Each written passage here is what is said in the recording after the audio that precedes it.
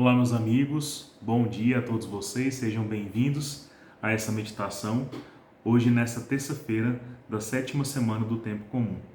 Eu estou fazendo essa meditação, na verdade, no dia anterior, não estou aqui na terça-feira de manhã, né?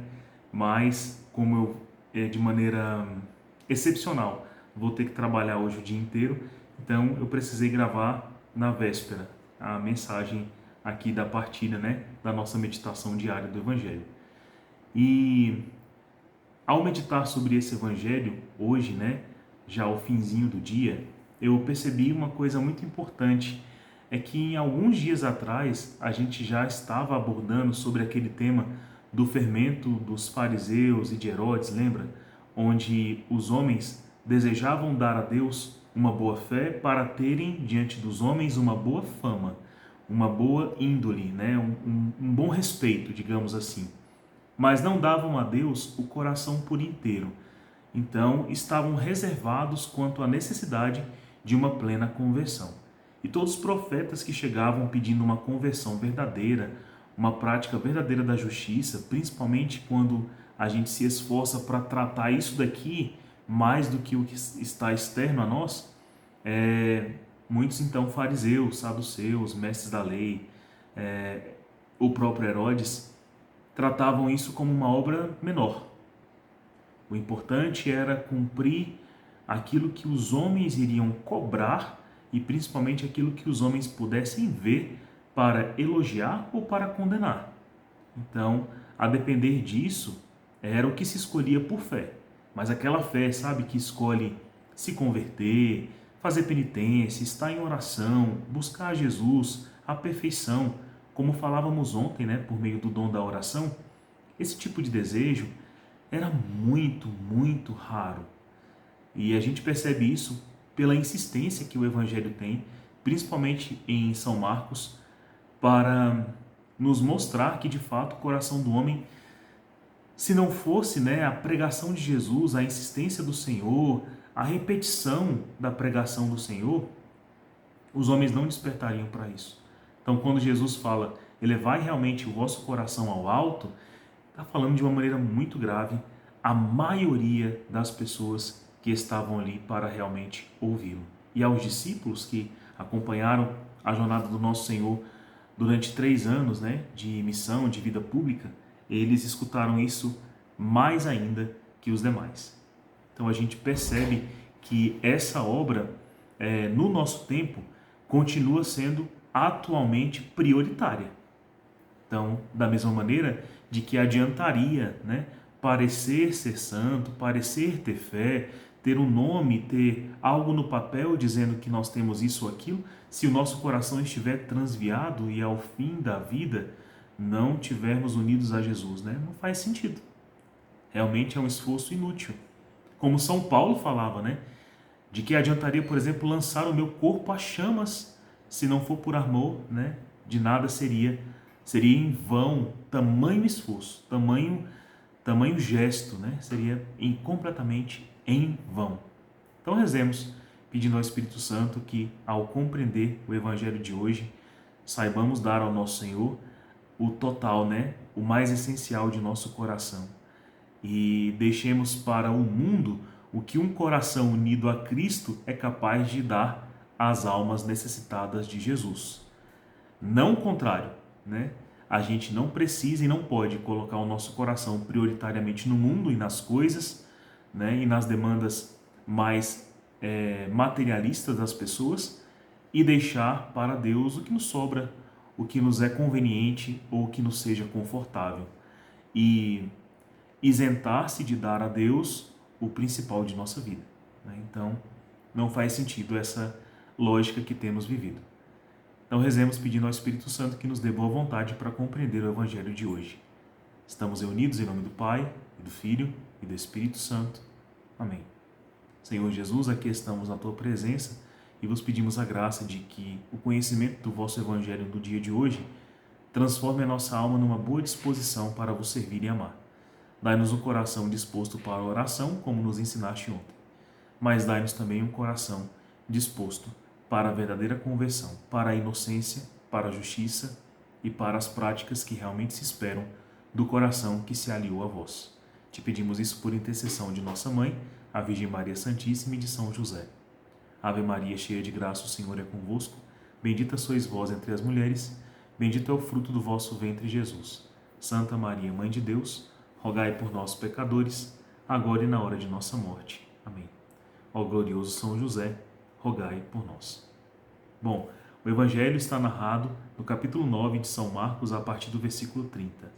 Então, é um versículo, é uma parte da Sagrada Escritura que você pode acessar aí. Eu estou aqui agora, nesse momento, sem a oportunidade de ler para vocês tintim por tintim da palavra, mas vamos meditar sobre o que o texto diz. Pronto, resgatei aqui a palavra. Veio duas ao mesmo tempo. Minha mãe e minha irmã trouxeram aqui na mesma hora. Então, vamos lá. Diz assim, ó. Partindo dali, Jesus e seus discípulos andaram através da Galileia, mas eles não queriam que ninguém o soubesse, pois estava ensinando seus discípulos e dizia-lhes: o Filho do Homem vai ser entregue às mãos dos homens, e eles o matarão. E depois de morto, ao terceiro dia, ressuscitará. Eles, porém, não compreendiam o que ele dizia e tinham medo de perguntar. Chegaram a Cafarnaum. Estando em casa, Jesus perguntou-lhes: o que discutis pelo caminho? Eles, porém, ficaram calados, pois no caminho tinham discutido sobre quem era o maior. Jesus sentou-se, chamou os 12 e disse-lhes: se alguém quiser ser o primeiro, seja o último de todos, o servo de todos. Em seguida, tomou uma criança e colocou-a no meio deles, abraçando-a, disse: quem recebe em meu nome, uma das crianças como essa, recebe a mim mesmo. E quem me recebe, recebe não a mim, mas aquele que me enviou. Bom, então a gente percebe aqui que o fermento, dos fariseus e de Herodes continuava tão presente, tão comum aqui na vida dos discípulos, que já passavam por essa lição mais uma vez. E aqui o evangelista Marcos deixa mais uma vez claro: depois de tudo que Jesus fez e meditamos nessas 2 semanas, cá estão eles reprovando na mesma ordem. Então discutiam entre si pelo caminho quem seria o maior. Então, é exatamente isso que o fermento de Herodes e dos fariseus procura, é ter boa fama, mas não o objeto da conversão, que é olhar para si mesmo com um olhar oracional, iluminado, casto, obediente, conciso, inteligente e sábio, para saber que a principal obra de nossa vida não é buscar o elogio, a boa fama e o sucesso entre os homens, mas é ter sucesso diante de Deus. E para isso precisamos então romper e vencer as más inclinações, as concupiscências, os vícios, maus hábitos, por meio do jejum, da oração, da abstinência, da castidade, da obediência, da humildade, da oração. Falei oração 2 vezes porque de fato ela é tema para essa semana, como foi ontem. Então, será que era isso que eles estavam discutindo, O maior servir, ou seja, quem é o primeiro por maior servir, por mais rezar, por mais estar unido a Cristo, por mais fazer jejum, por mais ter zelo pelas almas. Vejam que Jesus ensina a ter esse zelo, a um ponto em que ele pega crianças, que eram negligenciadas por todas, por não terem o auge da inteligência humana, muito menos da sabedoria divina, e coloca no colo dizendo: quem acolhe essas crianças é a mim que acolhe. Ou seja, é necessário o que se dá à criança, o que se faz pela criança? Se transfere à criança tudo que se tem. Então, o pai, a mãe, o mestre, o professor, o tutor, a mãe, a avó, o avô, seja quem for, dá o que à criança? Tudo. Dá de comer, dá de beber, protege, fortalece, ensina, educa, dá de vestir, dá teto, dá tudo, dá seus bens materiais, bens espirituais, dá o seu tempo, sua proteção, a fé, instrui na fé. Então, receber Jesus dessa mesma maneira seria dar a Jesus o princípio para tudo, a razão de tudo. Todo o trabalho, tudo que se fala, tudo que se come, tudo que se veste, tudo que se vê, tudo que se crê, tudo que se ama, tudo que se espera, seria dado a Jesus. Esse seria aquele que está mais unido, portanto, o primeiro. É quem mais serviu, é quem mais se desgastou. E isso não gera boa fama, né? Pelo contrário, pode gerar má fama. Pode gerar a fama de carola, de intenso, de forte demais, de santo demais, de exagerado, de descomedido, de imprudente, de tantas coisas, né? Mas não é necessário perder a prudência para ser tão magnânimo, que é a virtude que Jesus manda as pessoas terem aqui. A virtude da magnanimidade é a pressa esperançosa de fazer e corresponder com o bem desejado por Cristo ao próximo. Não por orgulho, mas por humildade, por senso de dever, responsabilidade, por grande fé, por muita esperança e principalmente por caridade. Lembre-se que nenhum ato, por mais magnânimo que ele pareça, não será em nada magnânimo, em nada santificador, se não for caridade. Mas se tiver caridade e for magnânimo, é maravilhoso, porque se aproxima da cruz. Jesus começa esse evangelho ensinando aos seus discípulos que o Filho do Homem iria padecer. Iria ser torturado, ser negligenciado, ser esquecido, ser traído, morto, né? E depois de 3 dias ressuscitaria. Então, esse tipo de doação Jesus já está ensinando aqui. E os mais próximos deveriam ser como ele, dando tudo de si. Jesus fez isso de maneira cruenta, né? Com o sacrifício de seu corpo, com o derramamento de seu sangue.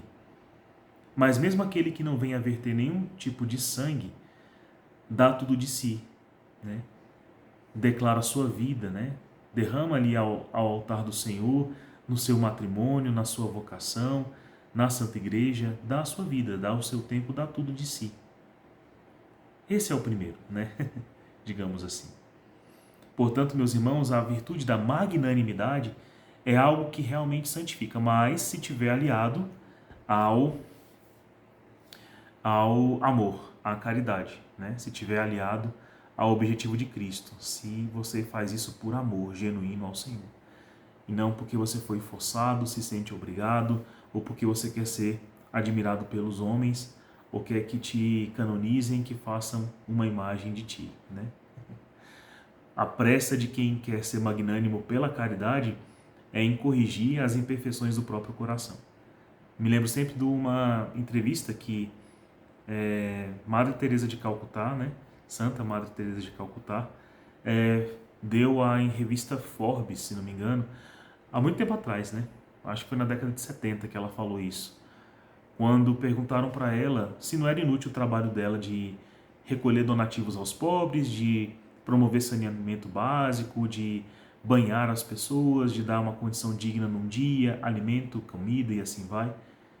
Se não era enxugar gelo, e se isso não era, por exemplo, uma falsa caridade, porque ela obteria fama para si mesma de muito boa, mas amanhã os estômagos estariam vazios de novo, as casas estariam sedentas de novo, a indignidade estaria presente de novo e a sujeira acumulada na pele daquele povo estaria de novo presente.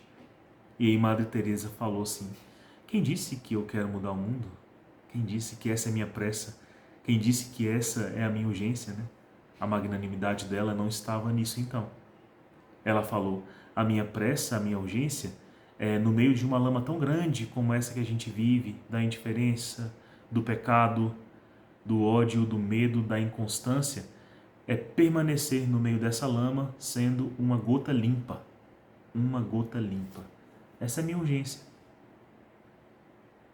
E diante dessa frase, né, o entrevistador ficou calado. E envergonhado também. Porque você percebeu ali que não existe nenhum tipo de fermento farisaico.